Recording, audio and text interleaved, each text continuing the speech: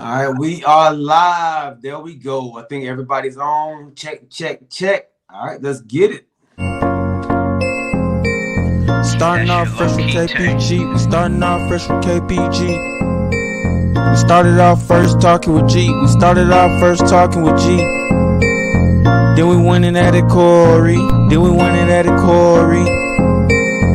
Added Prince, that's KPG. We started off fresh with KPG.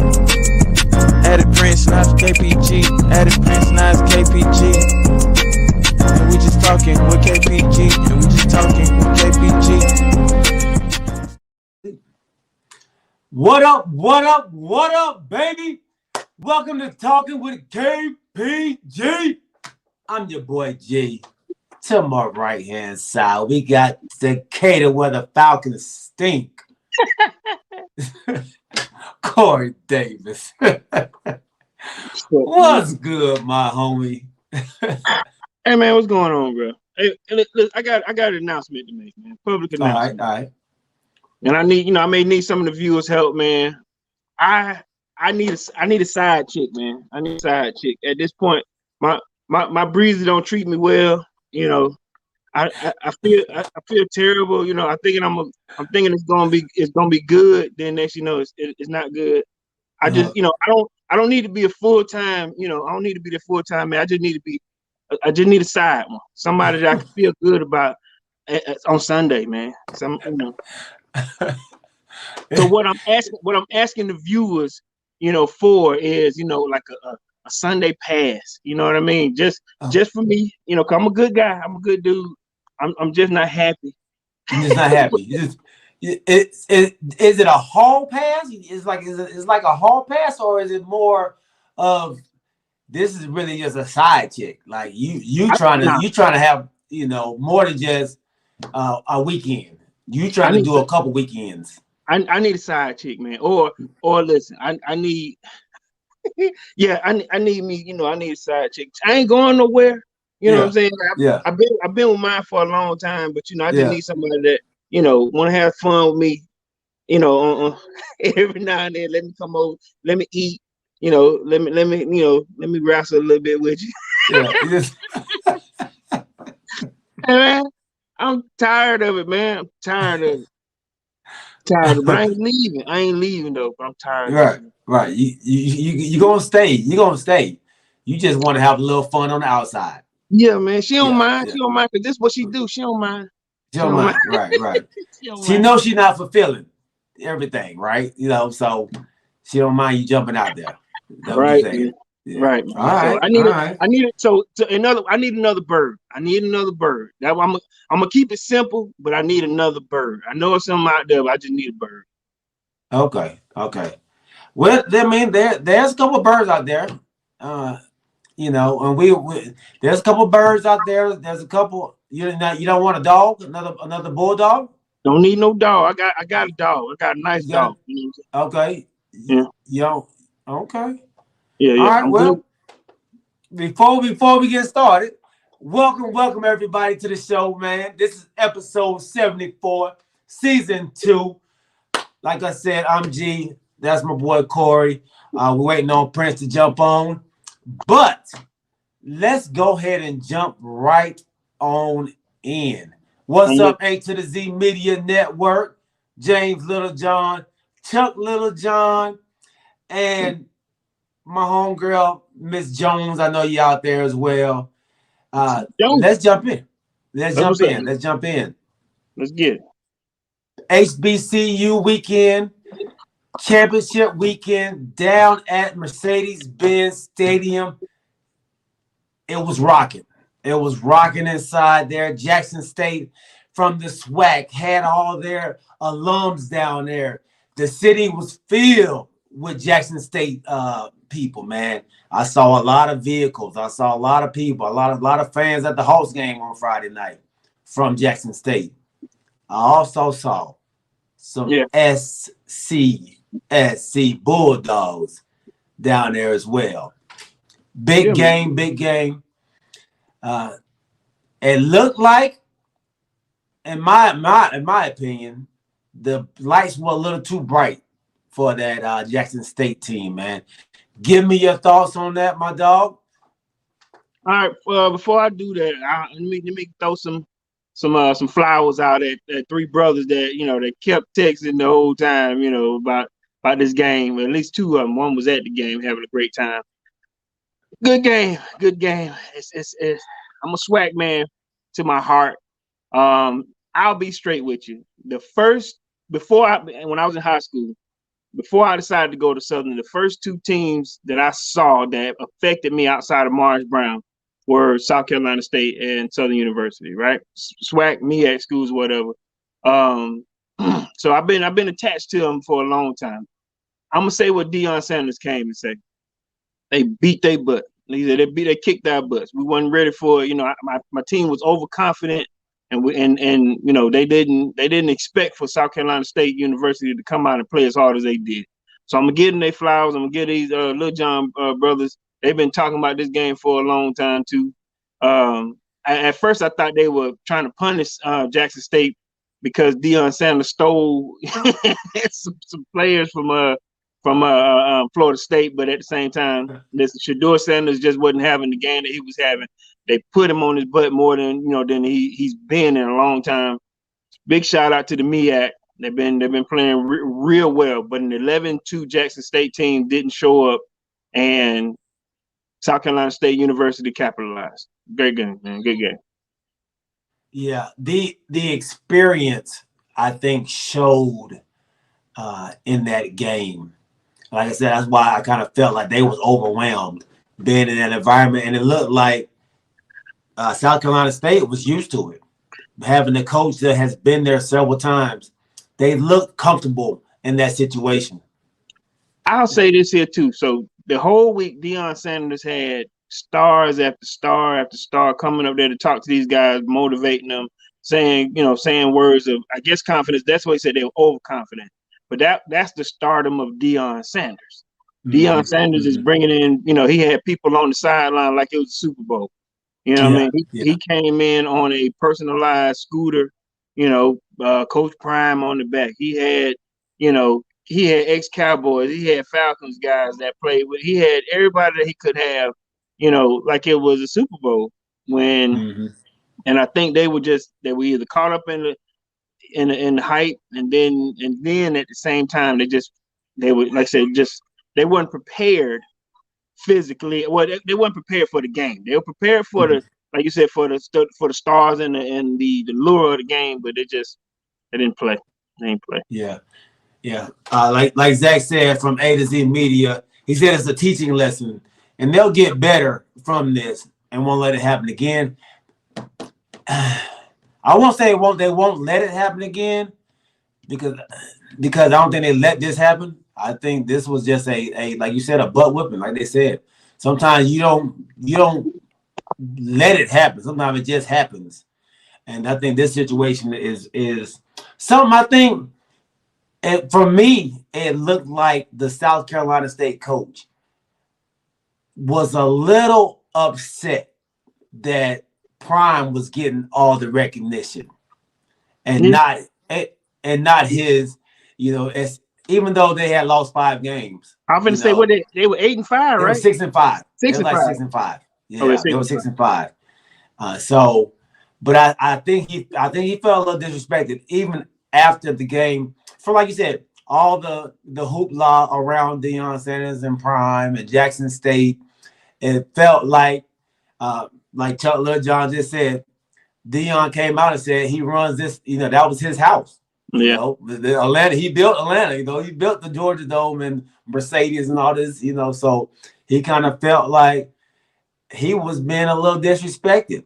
And I think after the game, when they went to talk, it looked like Deion was trying to talk to him, and the coach was like, I don't really have much to say to you, man. And see, what's crazy?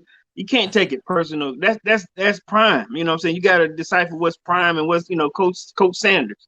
You know what I'm saying? So, but at the same time, now listen, I don't want to make the mistake and do how we do.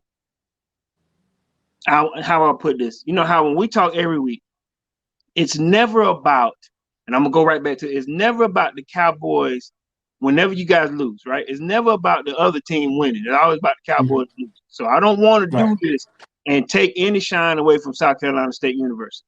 But what has happened is, like, okay, Deion Sanders, when he came to the SWAC, he started a petition. He started a movement. He started a line dance. He started a group, whatever you want to call it. He started something different that the SWAC hadn't seen in a long time, right? So with that comes with, and then like I said, he is still a superstar.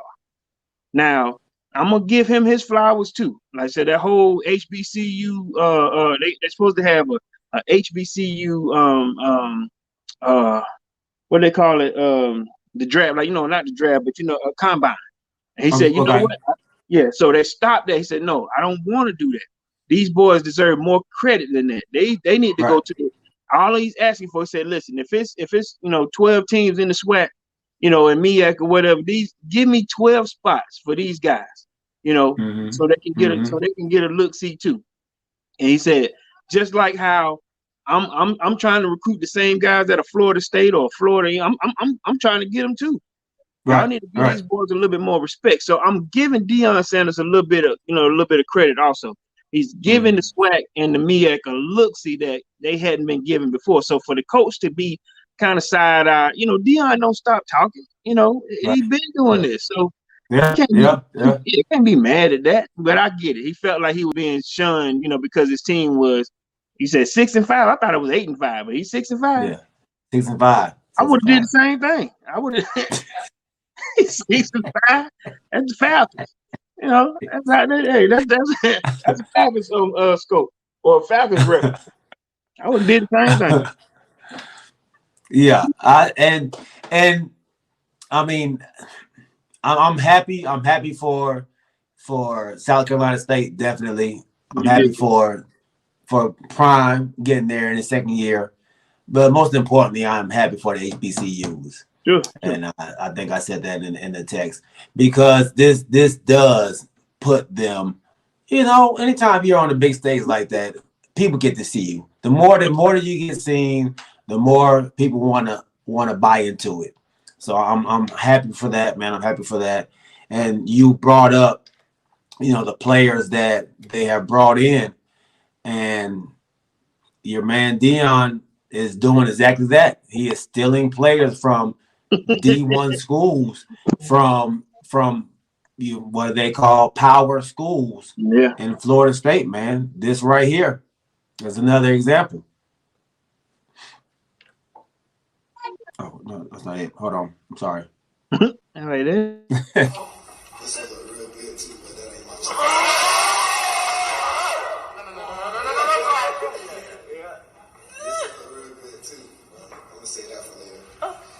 I like this one. It fit me well, but that ain't what I want.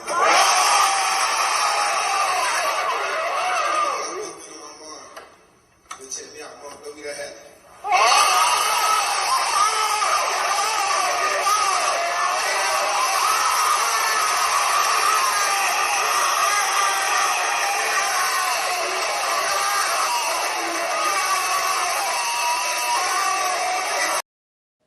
That's crazy.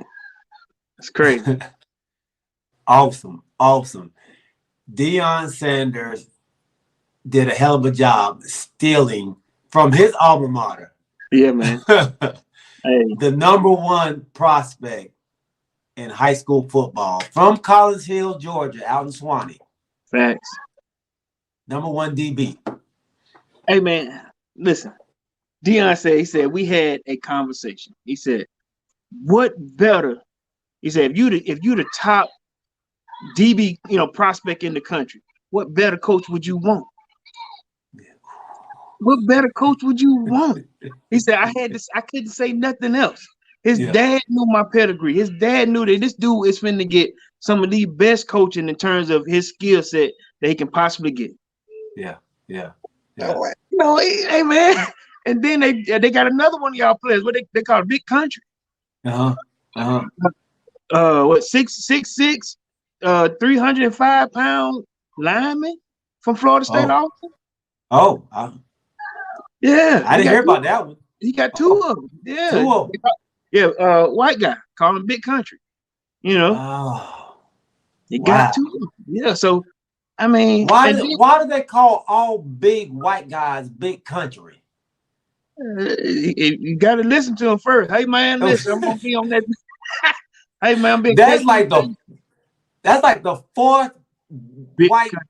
tall, big, stocky guy that I've heard been called Big Country. Big Country used to give hell to Shaq in the NBA. He showed it. Let me see. Oh, He called him Big Country. I think he was already at Florida State. okay. He's transferring. He's going in the transfer portal. Okay. Let me see. Big Country, Florida. Let me see what his real name is. Let me see. He said his name is Josh somebody. He said Coach Prime. Hold on. It run a little slow, but continue, bro. Continue. Okay. So another transfer that's happening in HBCUs as well as Grambling State. Hugh Jackson, who's now the coach at Grambling State, he picks up a transfer quarterback from Baylor or who was it from?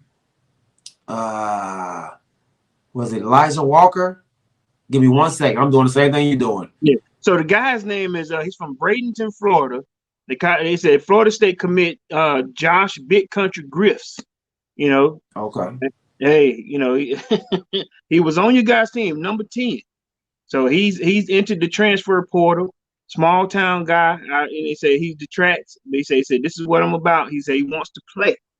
So I don't know if he had a situation where he wasn't playing, but hey, man, listen, Deion Sanders. He said Coach Sanders has come in and dubbed me Big Country. He said that's what I'm gonna stick with. I said, wow. So obviously Deion gave him the name. Hey, Big Country. USC. That is freshman. awesome. Yeah. He's a freshman safety. Freshman safety. Okay. Okay. So hey, man, listen. You're right. If Deion Sanders, okay. Let me ask you this question. Remember when your coach left? Was it Dabo Sweeney? No, not Dabo. What was that? No.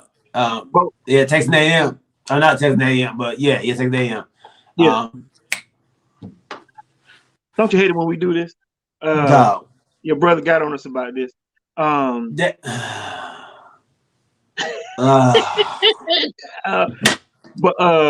Jimbo. Help me out, y'all.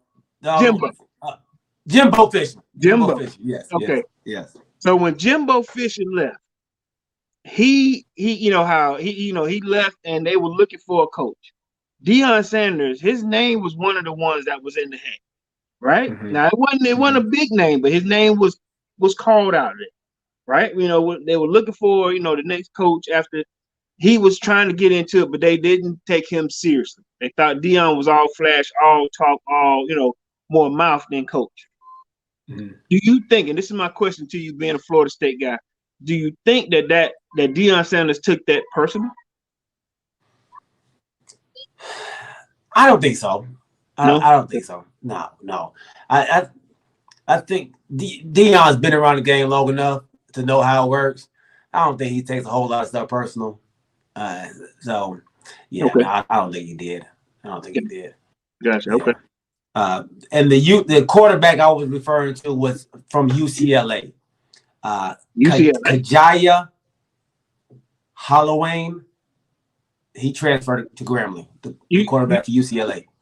He white boy or black boy? He's like Islander. Yeah, he I don't know. I don't want to say he black. Well, he might. Yeah, I mean, yes, he is. I mean, he might have mixed or something. Yeah. Not that it matters. I'm just saying, but UCLA, they normally prototypical, six something, white guy. White type. Right. There you go. Yeah. What Zach said? He going by Big Country now too? Yeah. Zach said he going by Big Country too, man. Zach said he want to get on the show. He said, said put me on Big Country. Big Country ready. Okay, Big Country Z. All right. Are they trending, man? Is Deion, like I said, you got Deion Sanders at Jackson State, like you just said, Hugh Jackman at Grambling, then we got my running back at Tennessee State, Eddie George. Eddie George. Do you see a trend going on here? I mean, I do. My wife wanted me to talk about this. Wanted us to talk about this before. Is there a trend in our HBCUs that we need to do? Yeah. Okay. I think it is, and it's a good trend. And like it takes names to get the HBCU rolling. Okay. And as you see, they're starting to be talked about more. The more the names started coming in there, the more they're gonna start being talked about. Not taking anything away from the old heads that's been in there, the South Carolina State's head coach, and I don't want to just throw his name out there wrong. Nobody knows. Don't worry about it. Don't nobody know it. Oliver Pugh or Poe.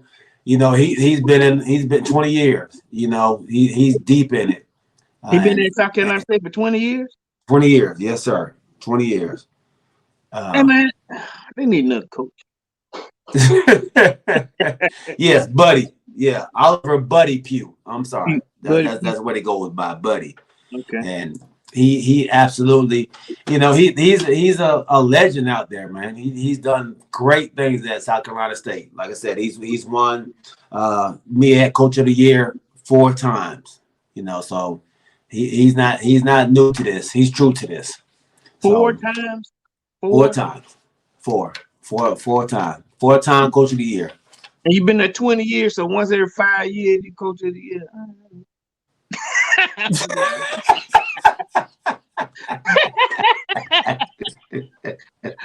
I gotta have some fun. Y'all beat it.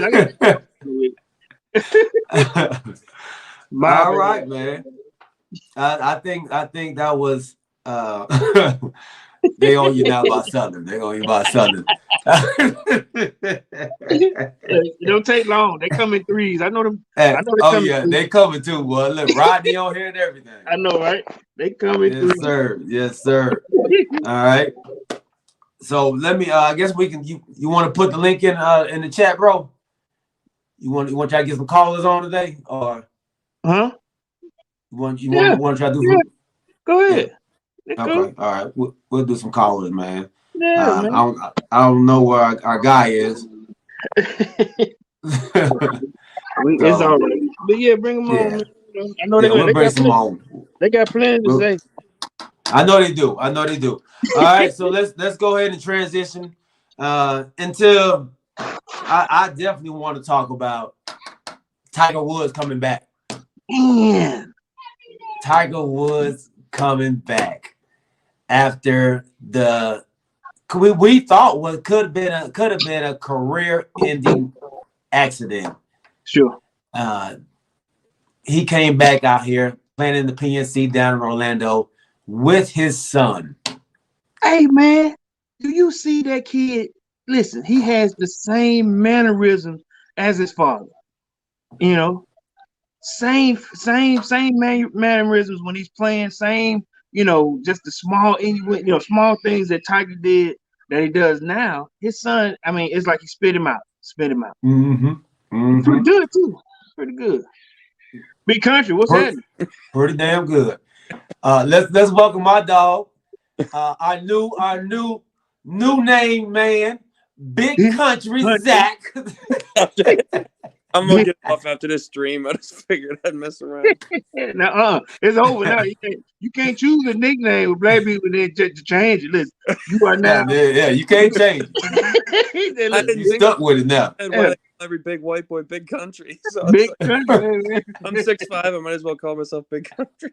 Yeah. How tall are you, Zach? 6'5". Big Country. Okay. Okay. Yeah. Big Country. Big Country. That's what's up, man. Welcome to the show, big homie. A to the Z Media Network. I appreciate you again. Tell everybody where they can find you at. Just at A to Z Media Net on Twitter, and you can subscribe to A to Z Media Network if you want to. Let's get it. I'm excited. Hey, and subscribe, fellas. Everybody that's out there, subscribe, man. It doesn't cost you anything to subscribe. Support your YouTubers out here. It's for fun. We love it. We love the communication with each and every one of you all, man. So, hey, subscribe to the show. Hey, support the crew. He's family, man. So support my family over there, my dog. I appreciate it. Yeah. My boy fell off for a second. Oh, it's all right. So give us your thoughts on the HBCU game so we can get my boy back. Jackson State, and I didn't say they wouldn't lose again. What I meant by my comment was you could tell they'd never been there before. So that's why I say this is a teaching lesson, like with Dion as a coach and with all them. I think they'll be back eventually. They'll be the next time they come back. They'll be prepared, and they won't let that happen again. They won't be embarrassed, I don't think. But it was a good game. It's bringing light. They got the best recruiting in the nation, so it's going to be the sky's the limit for Jackson State, and that was an awesome game, and it's going to bring light to HBCUs everywhere, and I'm here for it. I'm ready for it. I'm excited for it. That's what's up. That's what's up. All right, so this Tiger Woods situation, man, I know it brought joy and happiness and everything, man. Just to see him back on that golf course, back on the links, man. Like you were saying, Corey, his son has all his mannerisms and can flat out play. Welcome to the show, Larissa.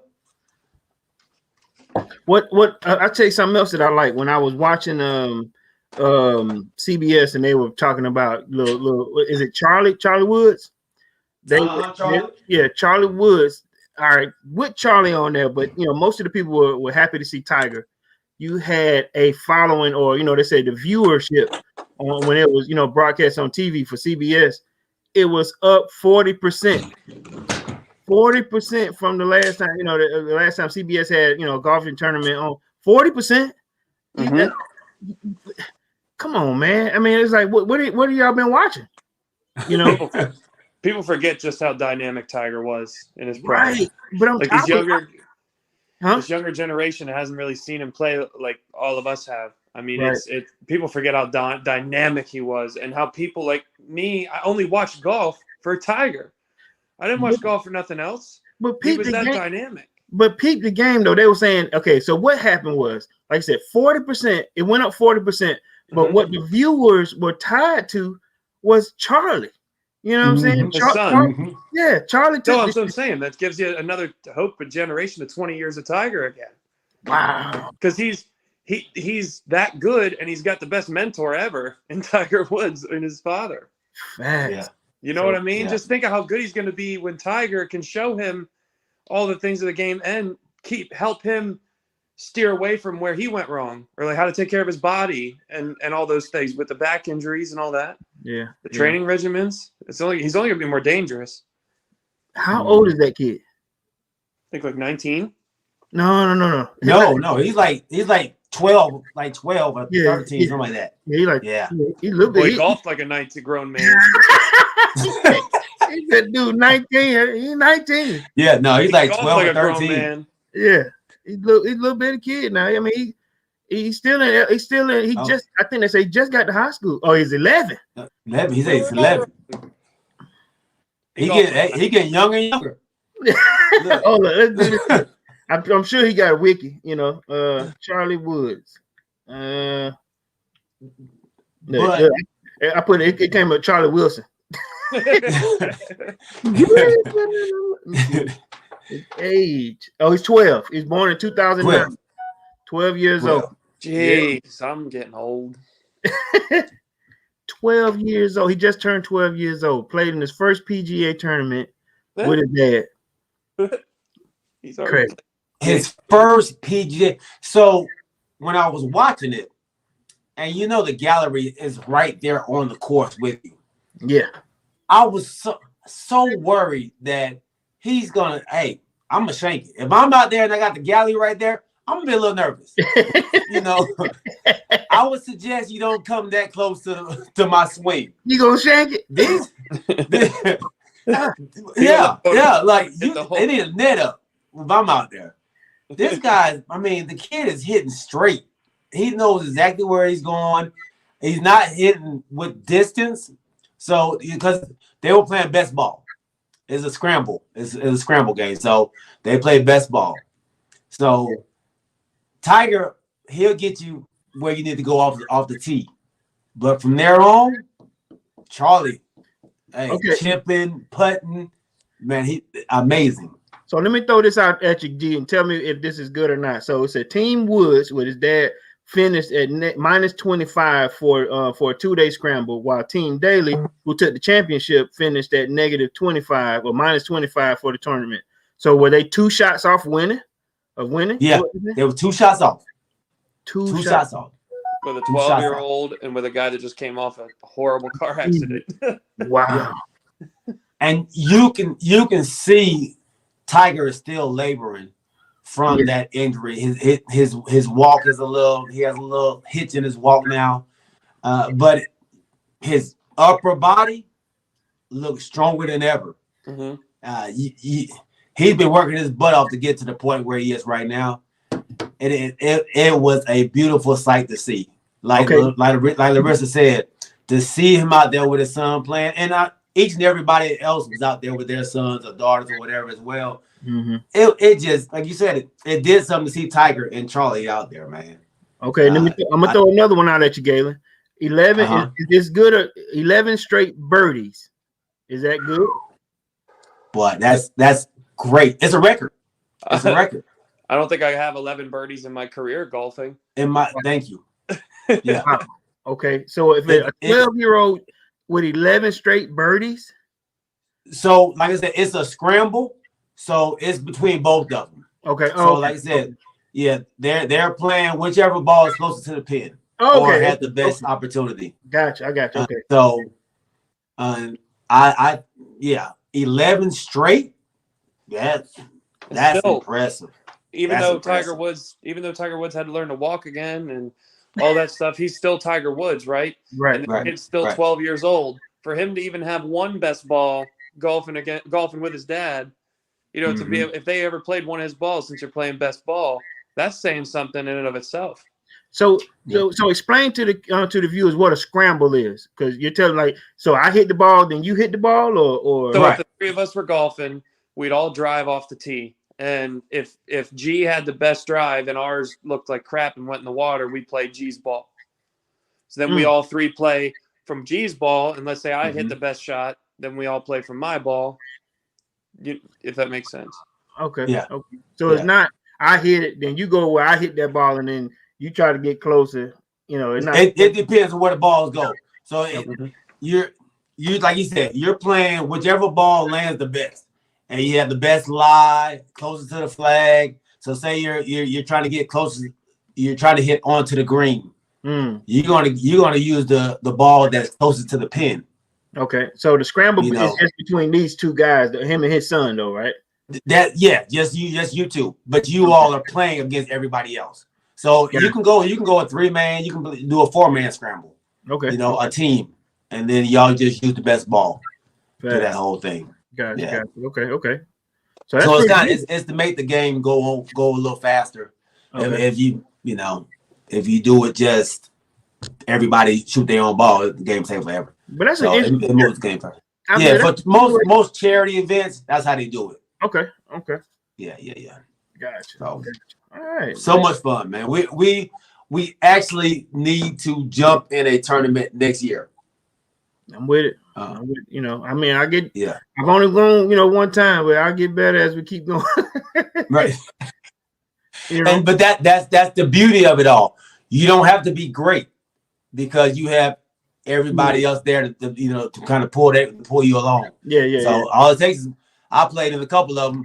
I might have had 2 shots the whole day. That they used to help. Right. That they used. Yeah. So. I'll say this here: when we first hooked up and you took me and gave me the 411 on it, every now and then I hit something good, and then yeah. Me and your brother, we spent more time looking looking for balls. And look, I swear I hit somebody else's ball one time. Is this mine?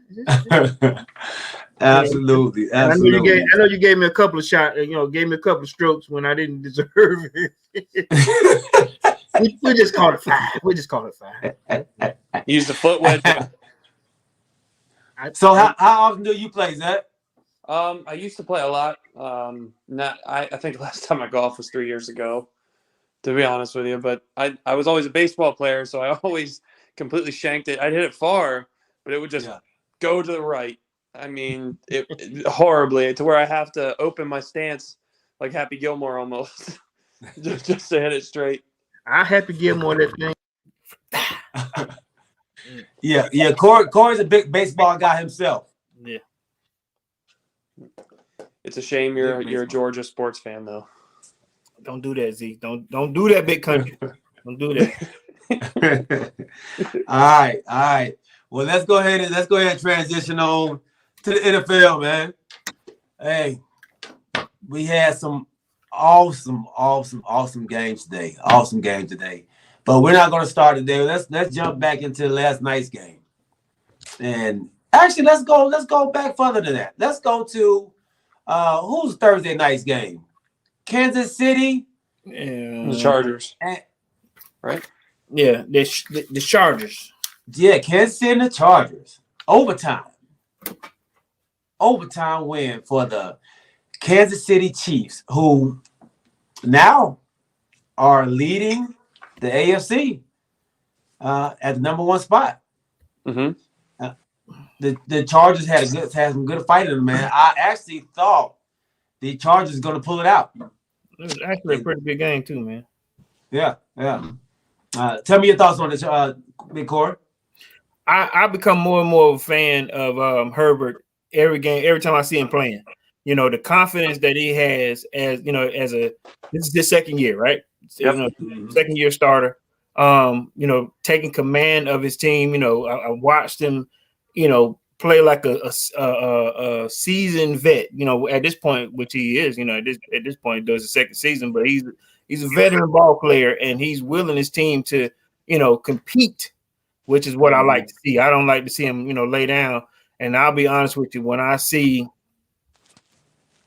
players like my quarterback, when the pocket collapses and he just can't make a play happen, it just lets you know where the talent is. There are guys out there that can make plays happen. And then when you watch the speed of the game go past a 36-year-old, we need younger guys. So, but to go back to this game here, I watched some talented arm play. I watched some good running and I watched some talented arm play. And at the same time, I know that the Chargers are going to be a whole lot better, as they continue. If they get more talent surrounding this guy, they're going to get better, man. But I enjoyed the game. Really did. Yeah. Big country. Yeah. The two of the two most exciting young quarterbacks, in my opinion, just by the way they play, how good. I mean, Patrick Mahomes is on another level, and he's just great. But Justin Herbert, there was no sophomore slump with him. He's playing good football, and it was a good game. I mean, the future of the league's in good hands. That's what I got from that. Two of the best quarterbacks in it as far as young guys in the same division. That division has a chance to be the best division in football in the next coming years. If Denver gets a good quarterback and the Raiders with Derek Carr, they have a chance to be the best division in football. Man, and that's crazy. So you got Mahomes, Herbert coming up. Then you still got Jackson. You still have let me see who else as far as QBs in the AFC. Kicking ass. Mac Jones in the New England. Mac Jones. Trevor Lawrence with the Jags if they build a team around him. We'll wait to see that. Yeah. No, but he's young and he has a chance. It's his rookie year on a bad team. Yeah. But Joe Burrow. Yep. Joe Burrow. Yeah. Burrow doing it. Yeah. Yep. I like Tua. He's not looking bad. He's not throwing big numbers, but he's winning games. Did he get benched today? Yeah, he got benched. Kobe breast. All right, well then he's out. He's out the No, but I think he came back in, didn't he? I'm just about to get this man his flowers. He's out. I think he came back in. He came back in? Yeah. I think. They benched He got hurt? I don't know. I didn't watch the game. I just saw that he was taken out, and then I saw that he came back in. Okay, that's not a bench. You don't bench him and bring him back, or like I saw him in Brissett in there for a couple series. Maybe So Brissett got hurt. Who knows? Yeah. Yeah, that's what I'm saying. Or unless Brissett just came in and played terrible, get back in there. Did you learn your lesson? Where's Fitzpatrick, damn it? Get back in there. Come on. Hey, Ryan. Get out the corner. Come out the corner. Right, I know, right? Come on. Hey, listen. Yeah. Get back in there. It was, we don't score 5 grand 15 minutes, stare at the wall. Right. James said it wasn't. He didn't get bit. They said it was for situations. He's the future of this team, and you bring in Jacoby Brisket for situations. Situations. That's look, that's when you got to fuss at somebody. Hey, listen, man, what are you doing? Man, that's when you can't spank your kids. You put them in timeout. Look at what you're doing, okay? Yeah. Sit here for a second. What he said? I didn't have sex. We had relations. We had relations. Right. You had relations. Okay. Entanglement. There was an entanglement. I know, right? Yeah. No. Okay. But yeah, I think they started off struggling. Mahomes couldn't. He was throwing in the dirt. He was overthrowing folks. Herbert was doing the same thing, but then that fourth quarter, they turned into the quarterbacks that we thought they were, and they showed out that fourth quarter. I think they probably put up 30 points in the fourth quarter between them both, and then overtime. Let me tell you what I love seeing, man. When I love seeing Eric Bieniemy getting in his shit, like even though he's excuse me for saying it, even though he is a veteran, Eric grabbed him by the jersey, like stop playing scared or something like that. He's like, and I saw him like looking at look at what you're doing. And all you can see, he's getting coached. You know what I mean? Right. And then you see him. Then also he had his head down, and you see Eric, hey, put your head up. Like go play. And gave his head like, hey man, listen. I'm still upset that this dude ain't a head coach right now. But when they show little small stuff like that, and then they kind of, you see the camera do this here, they don't want to show him getting chewed out. But he like, hey man, get your head up, let's win this game, Hey man. Hey, hold up, man. Big shout out to my man Greg Williams, man. He's one of the best barbers in DeKalb County in Decatur. Welcome to the show, G. Will. My dog, welcome to the show. Welcome to the show. Decatur, he cut hair in Decatur? Does, man. Been doing it for a long time. Hey, shout out his shop, man. Where you at, bro? Shout out to Rick's Barbershop on Flat Shoals Parkway. Guys been cutting up, man. If you want to have a great time, great experience when with a barbershop, man. My barber, he cuts there too. Big shout out to Dang. I'll be there tomorrow. But Greg is a Bucks fan, Florida fan. I don't want to give him no shot that many shots out, but listen, he is there. We could have stopped at the Florida. We didn't have to throw that one in there. But welcome to the show, my dog. Welcome to the show. Welcome to the show. He said the real champs are coming on. And he said no more Ricks. Whoa. Hey, Gregory, make sure you subscribe, man. Sounds like you know these guys, but they put out good content. So make sure you hit the like. Throw where you at, share it. I mean, I'm telling where you at, Greg, so they'll see where you're going at, man. I didn't know you wasn't there no more, man. My bad. Oh man. Yeah. Put it in the chat where you at, big dog, so we can put you out there, homie. And James Lil John said, man, you should charge double for your big old head, dog. Your head's nickname is Big Country. But to get back on what you were saying about Eric Bieniemy and not having a head coaching job over in Jacksonville, where your boy, he's a Florida man. So let's talk about that. Urban Meyer being fired in the middle of the night. At 11:30, right? You call that man? Hello. Hey man, it's over. What? Considering he kicked Josh Lambo. He kicked the kicker? Come on, man. And then, did you guys see the video on that? I didn't see the video. I see the video. Suppose I didn't see it, but from what I heard, from what I heard, he had kicked him in the leg, and then when he went down, he tried to kick him in the face. And then, yeah, so I think you might have seen that coming, whether they call him in the middle of the night or in the morning. So Pete the game. So the coach is what's it? I mean, the owner is Khan. Is it what's the owner's name? I remember him by his handlebar mustache. Yeah, he's an Indian guy, right? He's an Indian guy, right? Yeah. So he said that he came out and said that he has been contemplating this firing about 3 weeks now. It's been coming, and so the kick. If you kick your kicker, man, come on, it's like it's just time for you to go. I can't do this anymore.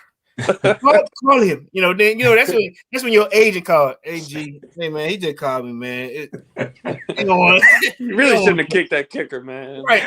Hey man, the checks come out tomorrow. I get paid tomorrow. No. It's over. It's over. He called me 11:30. No. 11:30. And since he did that, they could probably try to get out of some of that guaranteed money they owe him. Right. So that's what Greg just said, man. The owner came out and said, we're not paying him the rest of his contract. we are not paying this dude the rest of his contract. So Urban Meyer has been, and I think we talked about this on earlier in another episode, that he was trying to get fired. When he didn't take that flight back from Cincinnati, he was trying to get fired back, or Cleveland. He was trying to get fired back then. And he's like, yeah, they ain't fired me. I didn't even take the plane back. Right. So he was doing that James Harden treatment, trying to get with them, get them dancers. That's what he was doing. So he went, all right, this ain't working. I'm doing everything not to win. So let me try something else. So he went at the coaches. He said they were the worst coaches he's ever seen, the sorriest coaches he's ever seen since his days at some school. I can't remember the name of the school. You hired me. I know I did. And you said, I did that on purpose. Right. And then I heard the bad boy was at practice and left practice. Then he come back. The coach's team don't know where he is. In the middle of the speech. Right. You know what?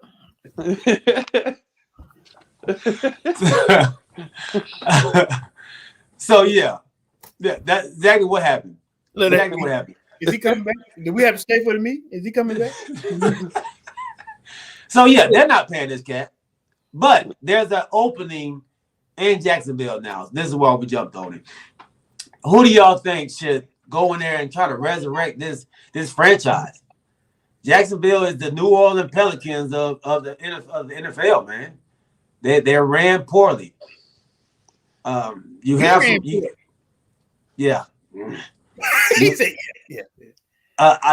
Barry Church, Cowboy ex-safety, left the Cowboys and went to Jacksonville, received a big contract to be a safety down there. Said it was one of the worst experiences he's ever been around. Like that, he said is just not good for people to go play at. The atmosphere, there's really not a whole lot to do in Jacksonville anyway, but the organization itself is not ran well. But there's some names out there that have a possibility of being the next coach, and Byron Leftwich is one of them. Jason Garrett is high on the list, and Eric Bieniemy, I think should be on the list as well, man. What do y'all think about them three names? Kellen Moore has been added to that mix too. Yeah. Well, they can have Kellen Moore. Yeah. Okay. Yeah. We'll get into that too. Right. So, straight up, man, you want a coach, to me anyway. To me, because it's such a huge dumpster fire, you don't want a guy to not have an unfair shake with this job, right? You want a guy to come in that has some experience. You want a guy to come in that can handle this media dumpster fire. Like I said, that can bring the fire down. And I use Dusty Baker as an example when he went to the Astros, right? Dusty Baker came to a team where they thought that, okay, Dusty would just, he'll get the Flames down and kind of get them back in the right direction. They didn't think they were going to the World Series, but at the same time, Dusty Baker was the guy that can handle the media, that can handle the guys with the issues, that can handle, getting them back to playing good baseball. So in the same light, I want the Jacksonville Jaguars to consider, and what I think his name, I keep wanting to call the dude Sher Khan, but I don't know his name. But he needs to pick a coach with some experience. You know what I'm saying? Somebody that can come in and take this media darling on in the scandal with the coach. Somebody that can get them to forget about Urban Meyer. So none of the names that we spoke about, I would pick. Not even Airbnb. Airbnb, you don't deserve that. You don't deserve to have to do that. You got to bring in an old school cat that can do this. You know what I mean? Not just to say I'm a head coach.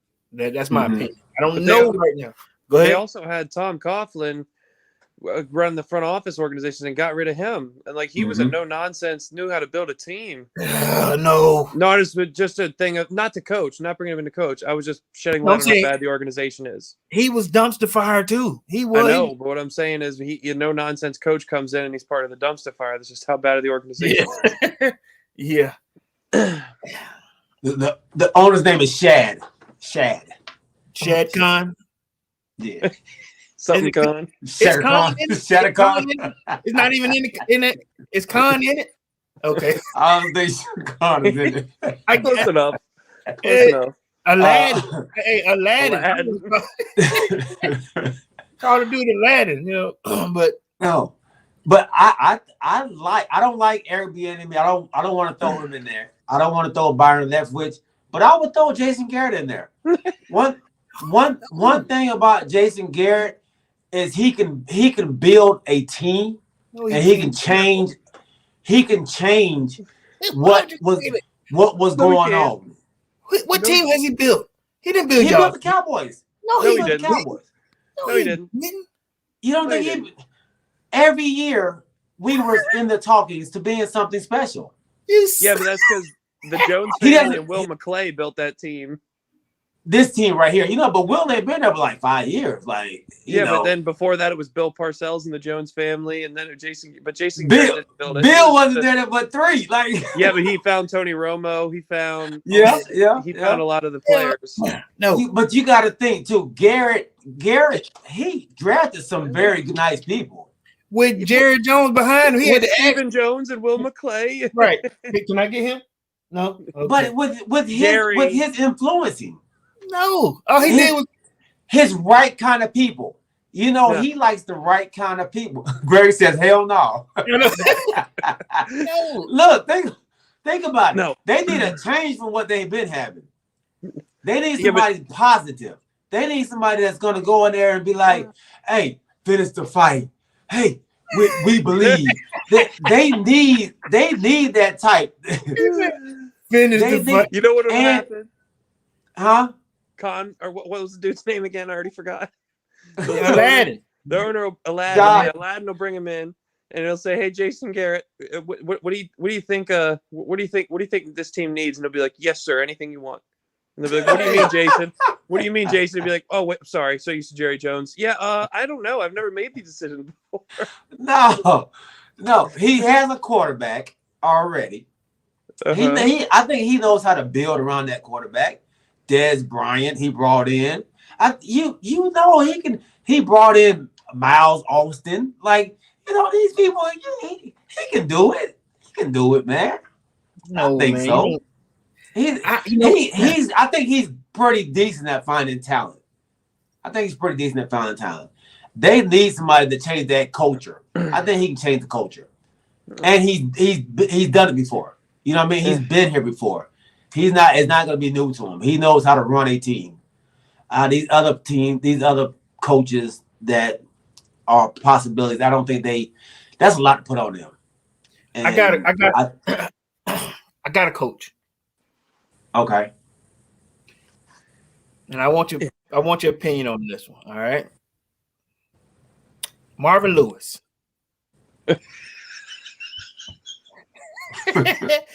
Marvin Lewis has been out of the league now for what, 4 years, 4 seasons, I think. For good reason, yeah.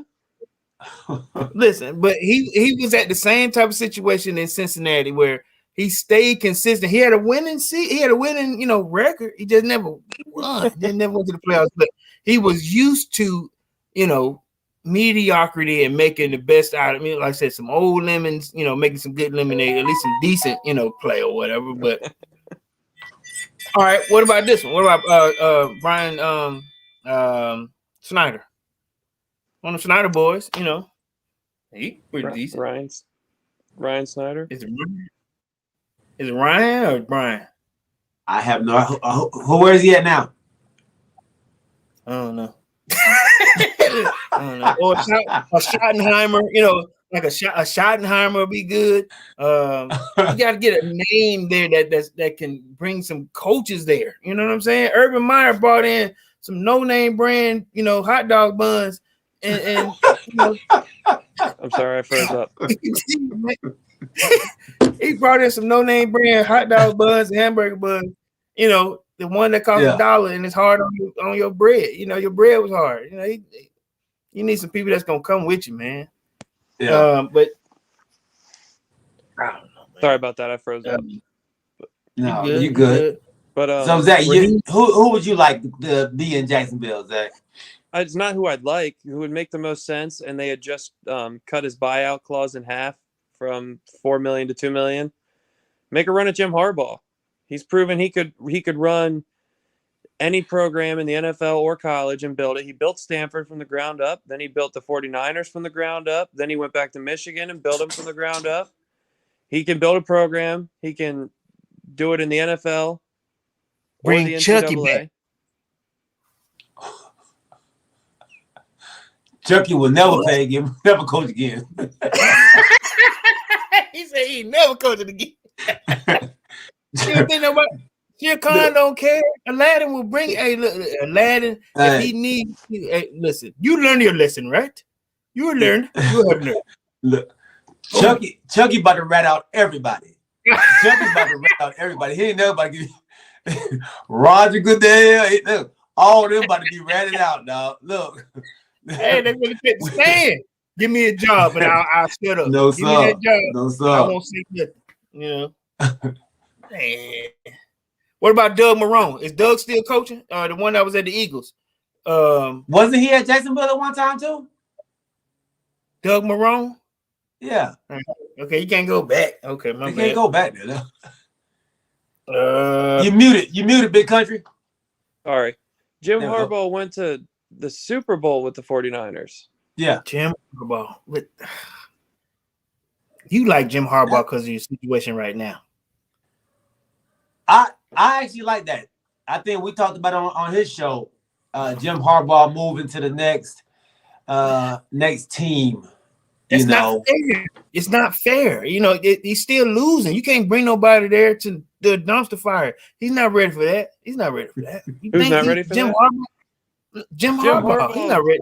The 49ers not fair. were dumpster fire before he came. No, it wasn't that bad though. They weren't this bad, but they were bad. It's good. Michigan bad, was bad, a horrible bad. dumpster fire. They had Rich Rodriguez and then Brady Hoke. They had not Rich Rodriguez.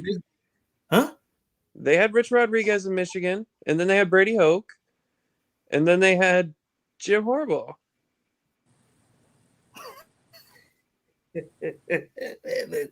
Whoever they choose, it's gonna be terrible anyway, man.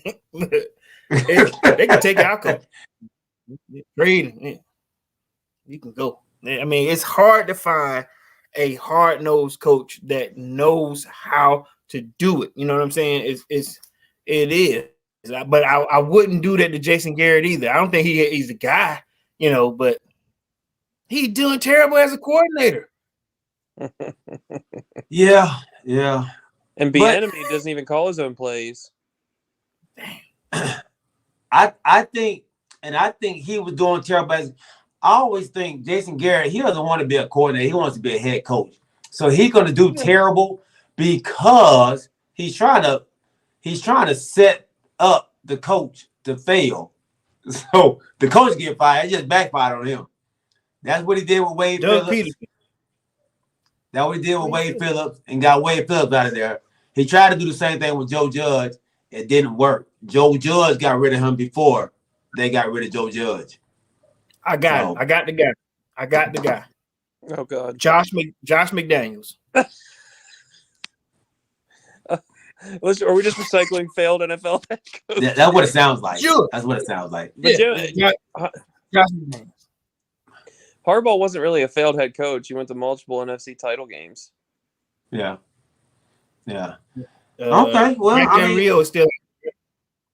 We got to find him somewhere. Jack Del Rio. He's one who wasn't successful either. He was in Jacksonville too. He was. Yeah. He was. Here's one. Kellen Moore. No. You mean they can have him if they want him? Yeah. Who? I don't want Kellen Kellen Moore? Moore no more. He's in the conversation already.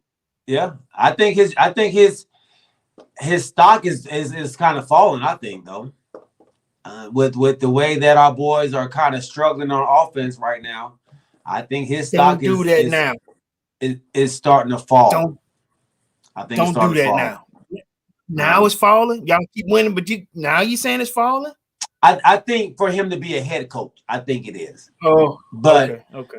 Yeah, not for my team. Hey, I'm 10-4. I'm all right with it. Right. You know, Okay, it has to be better, but with the way my defense is playing, I'm okay right now. All right. Okay. So let's go ahead and move on. The Arizona Cardinals are sliding. We talked about this last show, and I said, hey, I don't know. I'm not.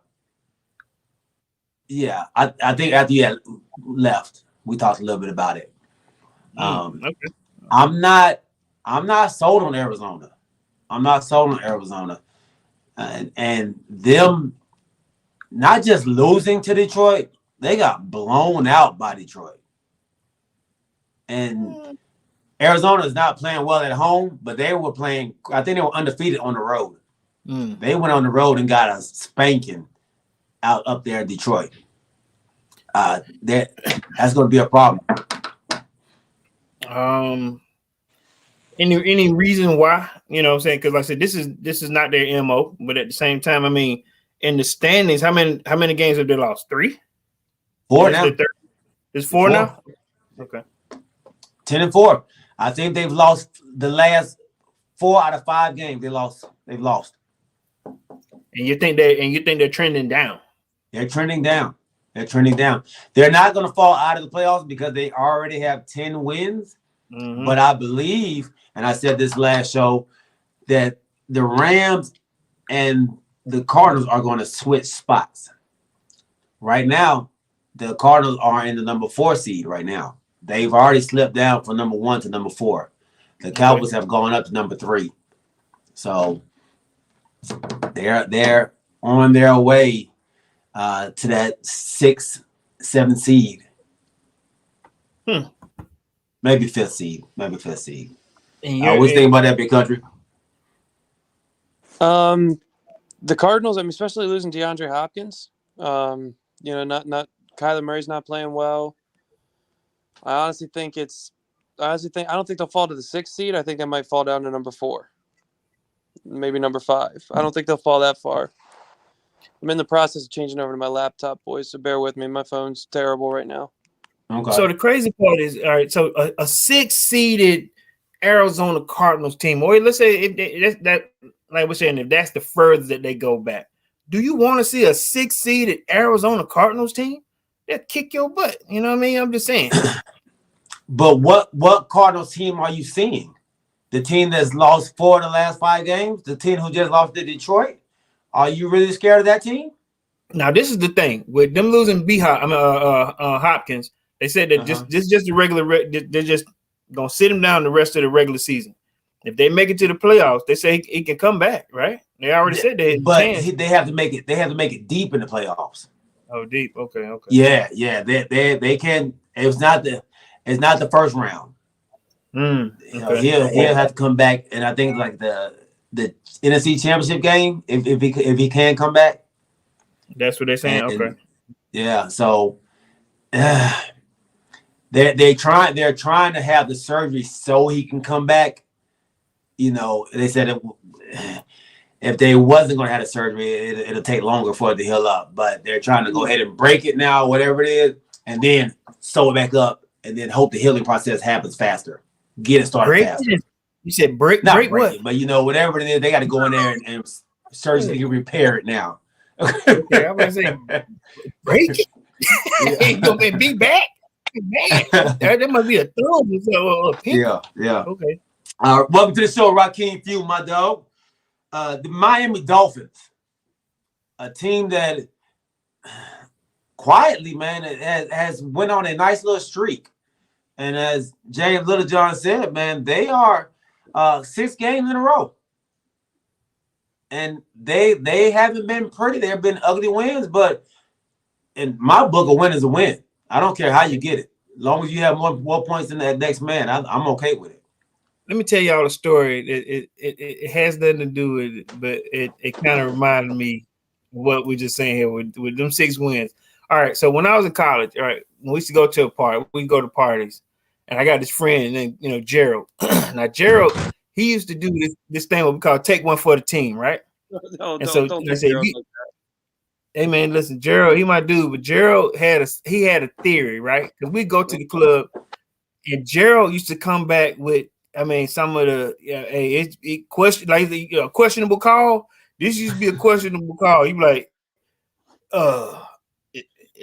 one day he hit us with this. We like, hey G, what you doing? And he go, hey man, y'all left together. I left with, I'm like this.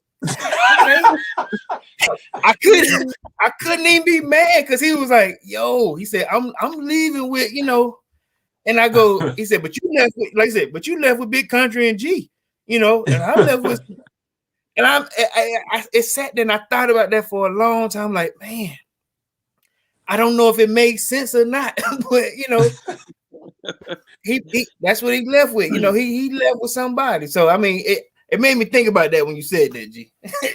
Yeah. I know. It's an ugly win, but it's a win. You see what I'm saying? It's an ugly win, but it's a win. He was like, I'm winning. What y'all doing? Right. Y'all finna go to Waffle House, and I'm finna win. I won. And I'm like, your definition of winning. Hey, listen, in the morning, but he's like, listen, remember what was the show with Jack Black, Shallow Hal? When the pretty girl looked out the hallway, and he and he got the thick chunky chick. He like, I thought you was shallow. You nothing shallow. He's like, I'm winning. And so G was always happy in the morning. And we like, okay, big, and listen, he had it to him, and I got a solid win.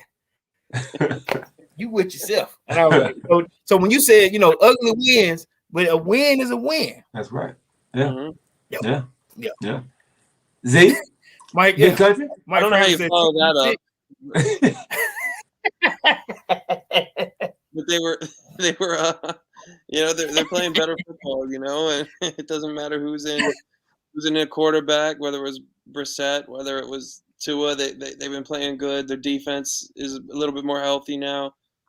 They're just playing good football, and you knew that defense when they're healthy is really stout.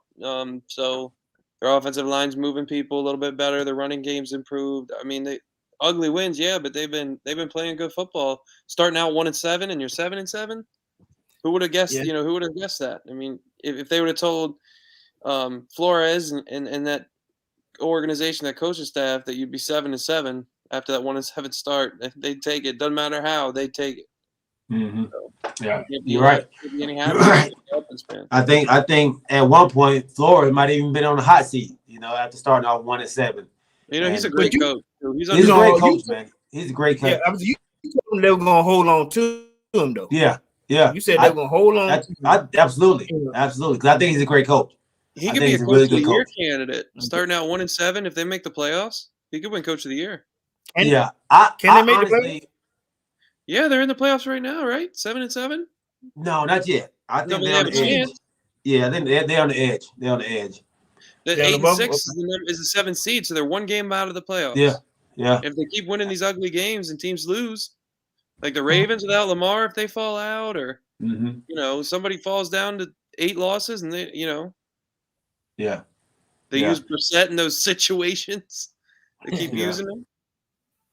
Yeah, Dude, and like you said, man, the teams are still hanging in there. The Pittsburgh Steelers have come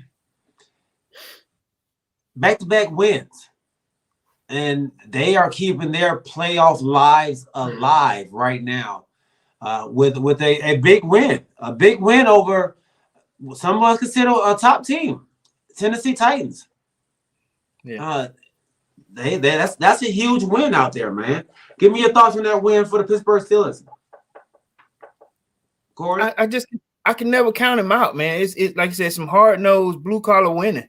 It's never it's not the same, Tennessee. I'm sorry, it's not the same Steelers team that we used to see, with the heavy offense, but I give it to coaching and then the players playing for him. Every now and then Ben Roethlisberger will show some, shows of his old self, but they do the same thing. It's like Novocaine. The more you take, it works over time. But are they still in the playoff hunt too? I think they're 6. It's 7 wins now, right? 7, 6, and 1. 7, 6, and 1. They might even be in. That's crazy, But they play to keep Tomlin a coach. You know what I'm saying? So it's like they play hard. They continue to fight, but. Are they a playoff winning team? No, but you just never know with the Pittsburgh Steelers. They win one day, then next thing you know, they'll get blew out. But I don't know. Go ahead, Z. I'm sorry, Big Country. It's about this. It's about the same with everyone in that division. They're a tough team. They're not what they once were. Like the AFC North, the Ravens aren't what they once were. The Steelers aren't. And the Browns and Bengals are coming up, a team that's on the rise, in that division. But you can't count the Steelers out. Even with Devlin Duck Hodges and Mason Rudolph that one year, those two horrible quarterbacks, they went 8-8. Tomlin will always find a way to be 500 or above. He's just that good of a coach. That organization's a good organization. And you can't count them out till they're actually eliminated. They're going to be on that playoff bubble the rest of the season. Mm-hmm. Yeah.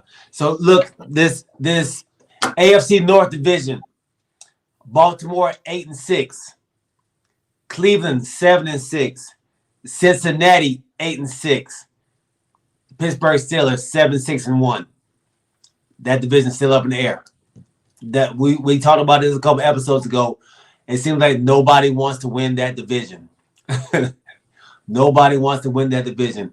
The Baltimore Ravens once again had an opportunity to win a game, or not to win a game, to tie a game or win it. It was a gamble. Harbaugh goes for 2 again.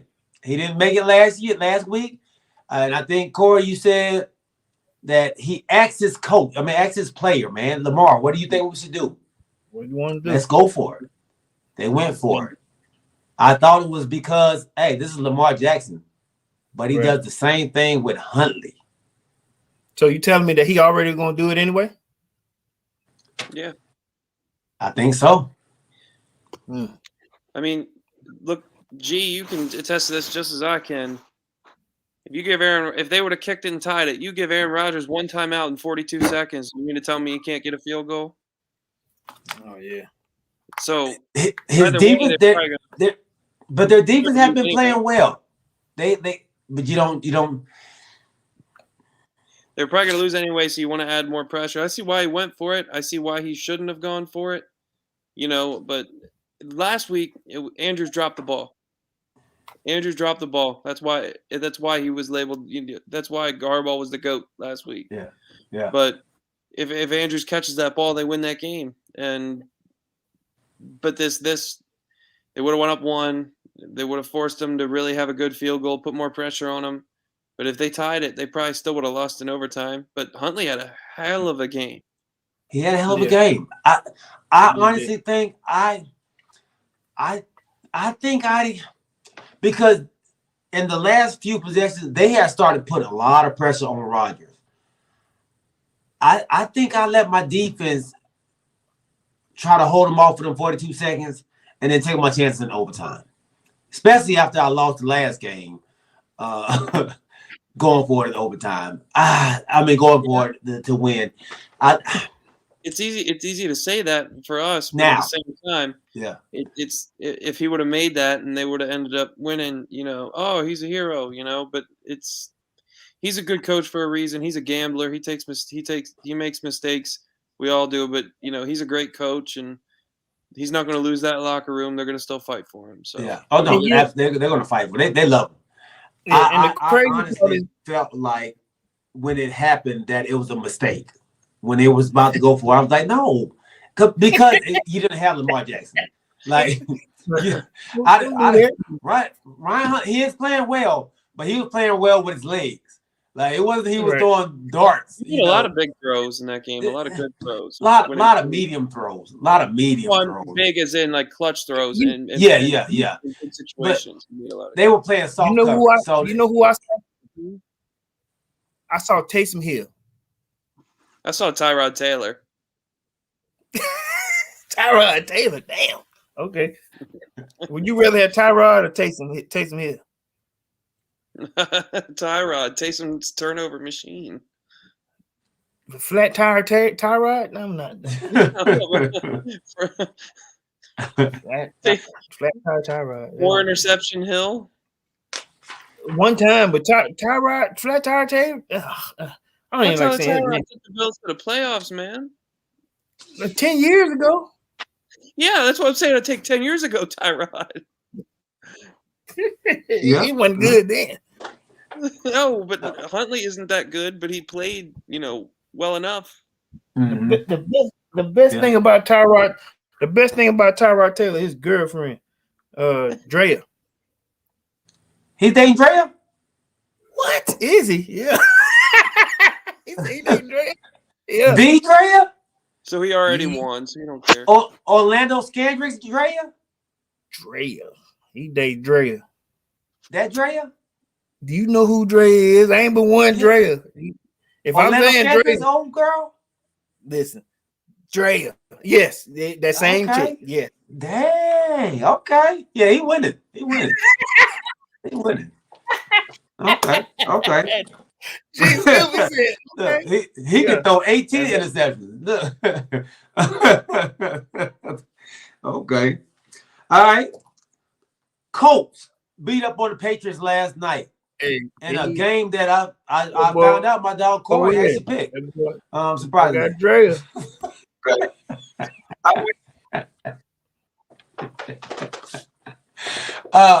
This Colts team may have, not MVP candidate. They do have an MVP candidate out there in Jonathan Taylor. Running outstanding, man. The guy is a monster. He wins the game in overtime, a 76-yard run. Tough, man. Give me your thoughts on this. Not was it overtime? It wasn't overtime. It was right before the end of the game, because I think they was within 2 points or 3 points or something. Yeah. But it was a hell of a run. Zero coverage. It was a blitz, a run blitz, and he beat the man and took off. The Colts team, I know a lot of us said we didn't believe in Carson Wentz. He threw for a big 57 yards. 5 for 18, I think it was, for 57 yards. You sound like right there? You sound like the movie Major League. You sound like the play-by-play guy from that. Charlie Sheen throws 15 yards outside of the strike zone. Just a bit outside. But they are rolling, though, man. The Indianapolis Colts a good 9-6 right now. Or 8-6. I'm sorry, 8-6. 8-6. They're starting 8-6, man. After starting 0-4? Another. Were they on? Yeah. Peep the game. So when me and G were talking about it earlier, I've been talking about, the Colts, not saying a bunch, but I've been talking about them trending. We've been talking about teams that were trending, right? I picked up, let me tell you what I did week 6. I traded, it's in another fantasy football league. I traded Dak Prescott for Taylor, right? Straight up and down. Good move. He been ripping and running, because I needed running back, the other dude needed quarterback, and I had I had Tannehill. It was like a sacrifice, So I picked up Tannehill, and at the same time I got Taylor, and I ended up trending myself, and I made the playoffs. But I ain't gonna lie to you. Let me tell you what I did. It was terrible. This Saturday game ended up coming up, and I missed it, and I ain't put him in, and he put up a buttload of points. You didn't put you didn't put Jonathan Taylor in the game? I took everybody out. I was just gonna redo it and I forgot. And so the commissioner of the league was like, dude, what are you smoking over there? What's going on? And I was like, was that the week he had 5 touchdowns too? No, I played him that week. I'm talking about just yesterday. Yeah, I ain't playing him yesterday. Yeah, yesterday. Oh, what is wrong with Look, I had Tony Pollard. So I didn't think Pollard was playing, so I had Clement in. I was like, well, Clement gonna get a lot of touches today. And I was like, all right, got to talking with the family, man. I was like, I need to go ahead and put Pollard in because he's playing. Forgot to put him in. You know what Clement got me? Absolutely nothing. He didn't even see the field. Are you one of those homers that plays fantasy and has nothing but Cowboys on the team? Look, that's how I started out. I got a good mixture now. I got a good mixture. I'm struggling at running back. So Pollard I had to pick Pollard off the street. Nobody picked up Pollard. Yeah. So yeah, I was struggling. I had McCaffrey.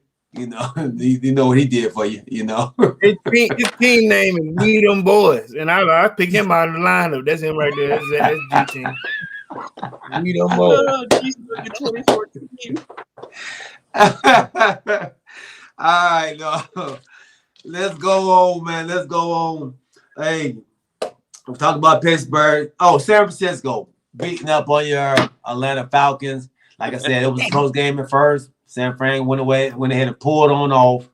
I think that ended the chances of the Falcons making the playoffs. Now it's time to lose out. Time to go ahead and lose on out, man. What's that bubble? Yeah. Josh Rosen, baby. It's Rosen time. Look at man.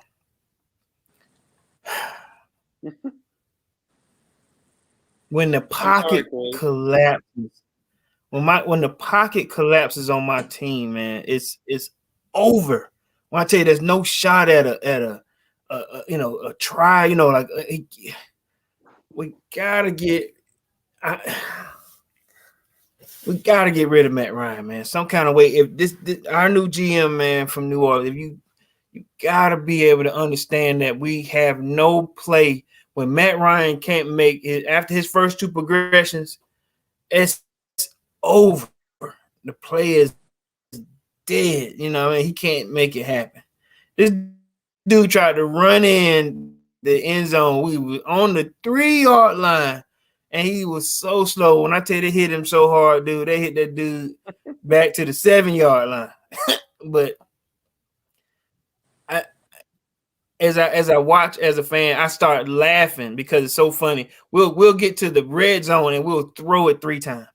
And then we'll try it on the 4th, and then we missed Anderson. We didn't play him well. We 3 and out 8 times in a row. 3 and out. Mike Franklin. Yeah. And when you hit me up, dude, during the game, I understand we playing like trash. I don't need you to keep doing that. Look, play by play. Y'all done. Play by play. Hey man, did they show up on time today? Listen, Mike. Keep texting me. I appreciate you, kicking me when I'm down. But we didn't even. Oh. It says Cowboys beat the Giants, and I bet you spent a half hour on that. We didn't even talk about that game yet. We haven't talked about it. It's okay. Y'all won. Thank God. Oh, Corey left because I brought the Cowboys. Yes, Larissa, we talked about Baltimore losing. We did not talk about Green Bay winning. Green Bay, the number 1 team in the AFC in the league. Aaron Rodgers continues to be Aaron Rodgers, and what can you say about that guy, man? He does it all. He does it all. He can throw it from anywhere, any position, and But I might have seen a little small chink in that armor. Definitely. Yeah. You know, he made a lot of great throws and all of that, but I mean, they had second string practice squad, not even the starters on the practice squad. That's who was in the secondary. Yeah. You know, and he missed a bunch of throws. They didn't look good. They let the Ravens come back. I mean, if that's the number one seed in the NFC, nobody's scared of them. Mm-hmm. Who we talking about? Yeah. Green Bay. Green Bay. Oh. What I liked about that is the Baltimore Ravens has a great home field advantage. Like that crowd in Baltimore is amazing, man. Yep. I know we don't have that type of crowd in Dallas, and not very many stadiums have a crowd like that. I mean, you know, you got the Chiefs, you got Seattle and stuff like that, but that crowd is. I think that's the only stadium we've never won in is Baltimore.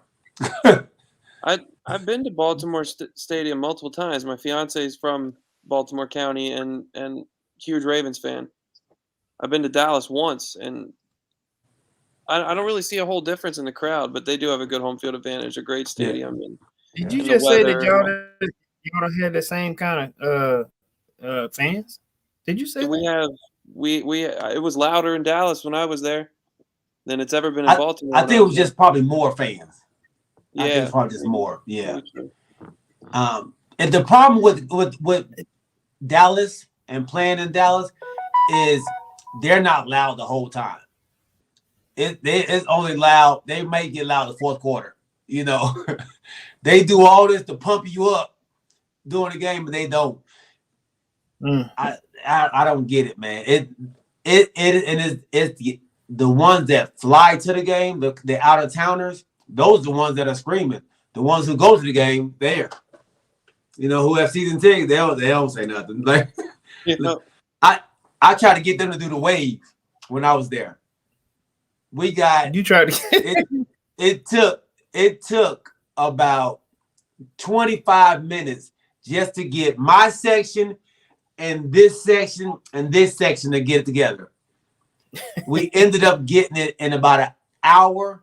We ended up getting maybe 35% of the fans to do it, and then it stopped like right around the corner, like down there.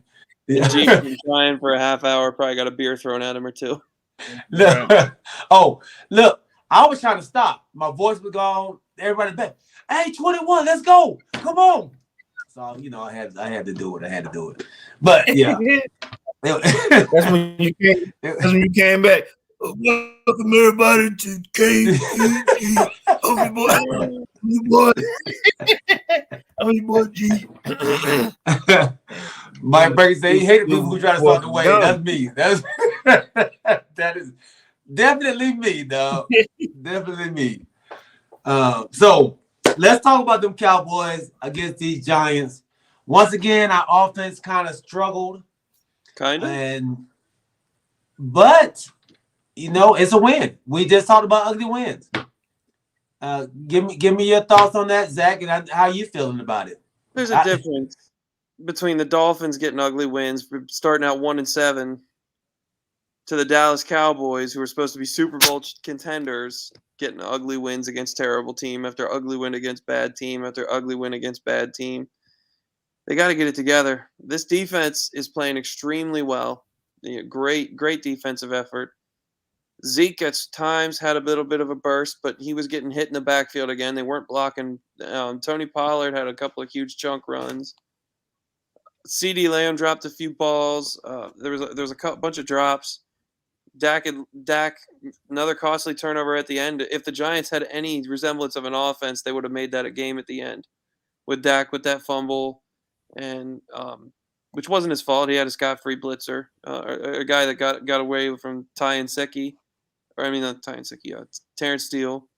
But it just was bad football from the Cowboys. It was just worse football from the Giants. But a win is a win, and I don't think they're Super Bowl contenders anymore. Corey. Damn. And if they had Jake Fromm in the whole game, it would have been a better. It would have been a better game. Man, when they brought Jake Fromm in there, I mean, it seemed like it motivated them a little bit, but they just couldn't get anything going. But I saw Saquon Barkley trying his best. Then they brought in what's the other guy, Booker, trying his best too. The defense, I ain't gonna lie, your defense is stellar. Defense is lights out, most of the time. Now when I watch your offense, like I watched CeeDee Lamb drop, I think maybe 2, and I think he just didn't want to even get hit on one of them, and then one of them it was kind of like a bobble. But then I was trying to think, was it when Dak Prescott, he threw one at the numbers. I forget the. No, sorry, Mike F's coming. I watched. How can he not see everyone? Oh, Mike, yeah. Man, I know, right? He tall as hell. But I didn't see. I thought it was gonna be a better game, But then I keep wanting to see the Cowboys that blew out my Falcons. But then again, like I said, my Falcons, you can get a highlight reel on them anytime. But I thought the Giants game was gonna be similar to that, but it wasn't. But maybe, like I said, maybe you guys are getting tired. I don't know. I mean, I ain't saying tired, but as far as the offense. Maybe I don't see the same burst with Zeke Pollard. I know he was kind of gingerly, trying not to hurt himself. But I mean, what do you think as far as like you guys? Like I said, they ugly wins, but you're getting wins. But do you guys fear going up against a high-powered offense? Can I say something quick about the running game, G, before we go to the defense? As far as Zeke. With his knee, it's hard for him to have that burst. But when you're running in between the tackles with Dallas, when they run in between the tackles and try to run that power football, it's not there. They're not moving people. That offensive line is not moving guys off the line of scrimmage, and Zeke's getting hit at the line of scrimmage or behind it, and he's doing all he can to get 2 or 3 yards. Well, Pollard, as long as they seal the edge and he gets out of the tackle box, he gets off the hip of the tackle, he has a chance to break one. But when it comes, they're playing the way they need to play with how well their defense is playing. They're running the ball and controlling time of possession. And that's where they win football games. They're 29-0 when they run the ball more than they throw since Zeke's rookie year. So they're running the ball in that's going to be the recipe for success when you're in the playoffs, especially if Green Bay is the first seed in Lambeau where it's snowy and cold. You're going to have to run that football. You're going to have to play good defense. And Dak's going to have – if we want to win a Super Bowl, Dak's going to have to be an effective game manager. Because him just throwing the ball over the yard is not going to win, and it's been shown. Yeah. So I thought today I honestly thought we got the running game back on track. We brought in Connor Williams in for Connor McGovern. And I've always been an advocate for Connor McGovern. I thought Connor McGovern was a stronger running blocker for running, but I was wrong. Connor Williams actually had a great game today, and like Zach was saying before we weren't getting people moved off the ball. We wasn't getting to the second level. I think today we actually did that. We got to the second level today without a problem. We ran for 125 yards and 30 carries today. That's a great percentage, that we ran for today. That's a 4.1, 4.3 per clip. So I like what they did. That was somewhat of a game manager. I thought that Kellen Moore got greedy a little bit. I think we have to start taking what the defense is giving us. I think he wants to make the big play so bad that that's what caused that turnover. Like he wanted to make that big play. Like he was itching for it. He called a rollout and throw across the field. There was no need for it. We had just got a turnover. There's no need. Believe it. Kill him with a million slices. Yep. Kill him with a million slices, man. No, there's no need to go for the big shot. That's what got Kansas City in trouble early in the season because they was getting too eager to make the big play. We have a lot of weapons.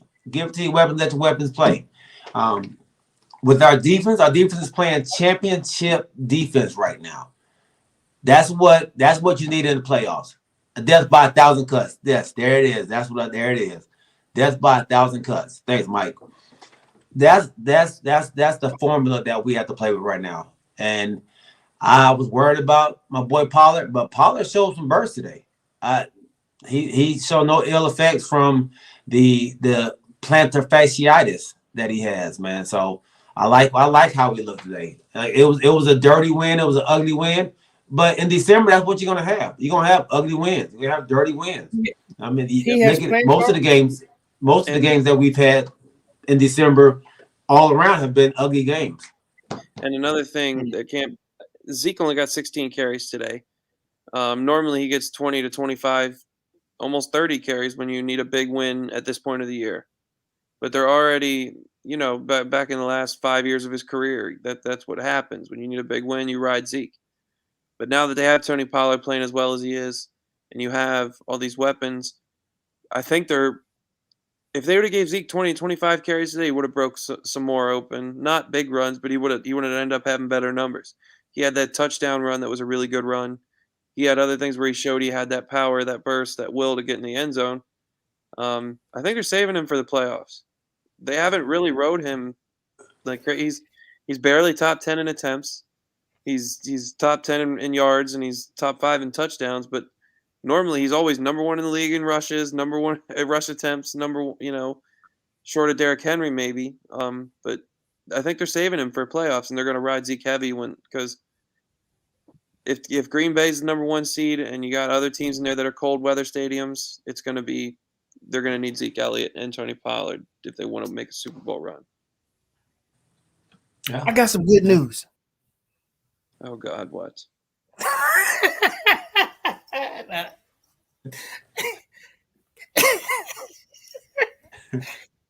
No, go ahead. Talk about the Cowboys. Good. What you got good news then? Not. I thought you were trolling me. My cousin had sent me a text message saying that the gas is $1.94 over Pennsylvania. $3.75 up here. Hey man, is it what? Where you live? Pennsylvania. Oh, you're in Pennsylvania. What? Listen, why did I think you were here?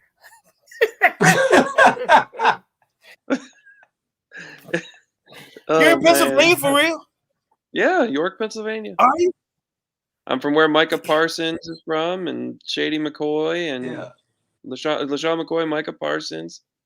Look at that. Look at where you are. Okay, it's cold where you are right now. All right, Corey. You look at the drink today. No. I just don't. It makes no sense to talk about a 10-14. It don't. You guys are winning. No, I think you're supposed to talk about it because what's next? The playoffs. So I mean, we got to start gearing towards the playoffs. You got to start watching some other teams that's going to be in the playoffs. Don't watch the So Mike Franklin. I know. Look, Mike Franklin sent that. 5. Was that 5? What? 5.25. 520. Let's go, Brandon. 520. Yeah, look. $5 in California. Dang. Check your phone. Okay, let's go, Brandon. Right. So look, you see how I had to throw smoke screen, right? It's like gasoline instead of Cowboys. It's so funny. You literally don't want to talk about the Cowboys, but you're the first person on this channel and this stream to bring up the Cowboys. You can replay it. You were the first person to bring them up. I did, but look, it only for 30 seconds. That's how long I did it for. 30 seconds, and I move on. Listen, I didn't start it. G started. Well, Zeke he put it in the chat. He put it in the chat early. He's like, there you go. Talk about his favorite team, Cowboys. Corey bringing up his Cowboys right here, 7:43 p.m. Yep. Facts. All right, so let's talk about this last game tonight.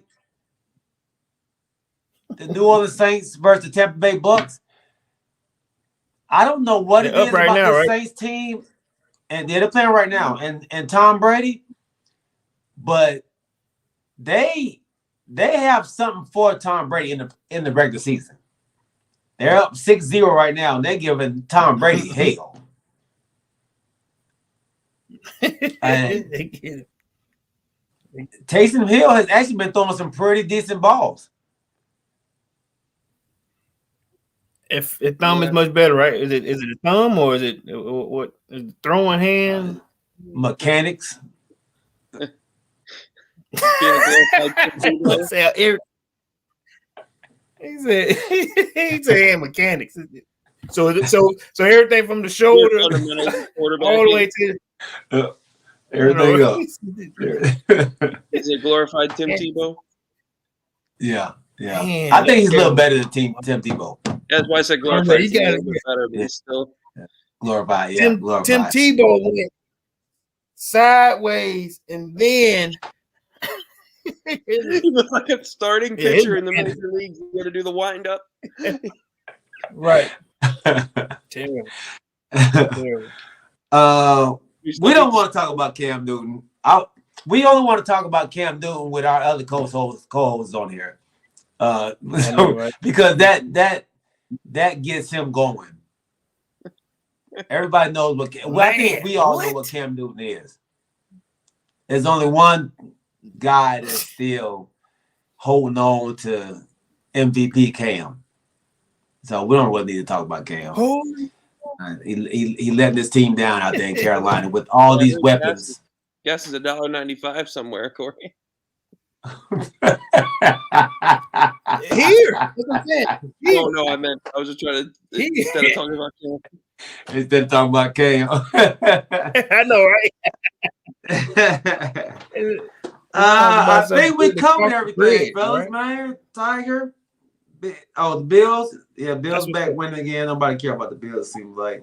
Oh, before we go, prayers goes out to Teddy Bridgewater. Got sent to the hospital. A head injury, and Drew Lock came in, and just hoping my guy's all right. You know, Teddy Bridgewater has snake bitten in the league. Always something. Your guy for the Chargers. That was it. The second player of the game. What was his name? They carted him off too. Is he okay? I didn't see him. I haven't heard anything else about him. The tight end. Yeah. The tight end, yeah. I haven't heard anything about him. I had to look it up and see. It didn't look pretty. It didn't look pretty, man. Right. It was a sad sight to see. They couldn't get his arm. They couldn't get his arms to go down, so they left him. Left his arms up. Yeah. Jet got carted off too. Who? Jet got carted off too. I don't know who, but Mike put it in the chat. So. Yeah. Okay. Chuck want to talk about where you been, Chuck? You supposed to come on, right? Look, we'll talk about that next show. Wednesday when you come on, Chuck wants to come on. We play the Washington football team Wednesday this weekend, so we have to have Chuck on for that as well. Fantasy. We'll talk KPG fantasy league football, and also we need to jump. They canceled some more basketball games in the NBA because of COVID. They canceled the Hawks tonight. My girls was on the way to the game and got the notification that they canceled the game. Yeah. They like, Daddy, we got all cute and everything. They didn't cancel the game. Yeah, so yeah, so it's pretty bad, man. I'm not sure what's gonna happen. They Trae Young, he's in COVID protocol. Kevin Durant's in COVID protocol. Kyrie Irving is in. Kyrie came in the building. Somebody said, "Hey, you got it. Get out of here." 8 players from the Nets. Yeah, 8 players from the Nets. 9 players from the Cavs. I think 10 players from another team. I know that was football, but yeah, it's bad. It's bad. Lakers have like 5 or 6 players. is ramping up like crazy in the NBA. So we'll jump into that. I wanted to jump into the doggone game that they moved to. Like I thought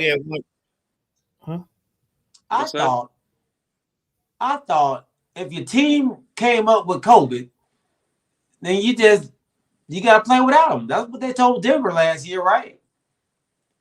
You just play without the players. On basketball or football? Why are they moving games now? Because they don't want to. And is it fair? Revenue. They're not finna lose out on the money they did last year. They want to at least be able to show it on TV or something. Let's wait to see. Okay, if you're vaccinated, maybe that guy has a few days. What they're trying to do is show leverage with when you contracted it versus the amount of days for you to test to show negative. Show negative, 2 negative tests. Hey, put him back out there. That's all they're doing. But let's not forget these ridiculous protocols. Like if you were around your second cousin for 2 minutes in the NBA and someone they were around had COVID, they have ridiculous contact tracing. Not in a bad way. I say ridiculous as far as like really strenuous. So half of these guys to 3/4 of these guys probably don't even have COVID. They're just in the protocol because they were contact traced or whatever. Yeah. So it's not like everybody's just getting COVID. Right. But they just want to know. Hey, you go to contract. I saw a meme where it's LeBron has the ref around his arm pointing at the scores table, and it says LeBron when they play the Nets said, "I heard Kyrie cough." I heard Kyrie cough. I think Kyrie walked into the building and coughed one time, and they was like, "No, hell no, get out of here." So you mean to tell me they didn't want to see Garrett Gilbert play for the Washington football team? So they want to see if Taylor Heineke can get out there and play, get a negative test. Give him 3 days. Let's see what happens. I know. All right. Hey man, we got the red light, man. We've been on for hour 45. Yeah, we got to call it night, boy. All right, damn. I thought it was just 132 when I said it. God. All right. Hey, y'all. We appreciate y'all rocking with us, man. Episode 74 in the books. Thank you, my dog. Chuck Littlejohn, Mike Franklin, Rakeem Few, James Littlejohn, Rodney Littlejohn, Larissa Jones, Mike Franklin, to my dog, A to the Z Media Network, Big Country, aka Z. Appreciate you jumping on, big homie. Once again, to everybody where they can find you. A to Z Media Net on Twitter and A to Z Media Network on YouTube, and all the people who are watching me, Mike Frank. Mike F's my favorite in the chat. This joke. He gets me laughing as soon as I see him. But make sure you guys are sharing this stream and helping talking with KPG grow, because this is a good network and I want to see you guys grow. So we've been promoting you heavy on Bronx Sports Jedi Network and A to Z. So hopefully we all grow together. Yes, man. Sir. Yes, sir. Appreciate you, my dog.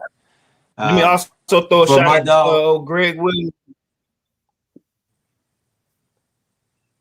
Oh yeah, Greg for showing up, man. I appreciate you coming on, man. Like I said, it's permeating through the barbershop. I'm terrible to hear that he's not there anymore, but at the same time, I mean, we've been talking about it at the shop when I come in on Sundays. Like I said, I'll get down to the bottom of it, but at the same time, I appreciate you, coming on, man. Every one of them, every time we grab a new subscriber, grab a new listener, it's getting there. We're getting good buzz, man. Yes, sir. Absolutely, man. Greg, make sure you go subscribe to the show. Subscribe to A to Z Media Network as well. Thank you, man. Tell a friend to tell a friend to tell an auntie to tell an uncle. Let everybody know about H to Z Media Network and Talking with KPG. We're on Wednesdays at 8 o'clock, Sundays at 7:30. We love y'all. Thank y'all for rocking with us. Peace. Later. Damn, we be going long. Go Michigan.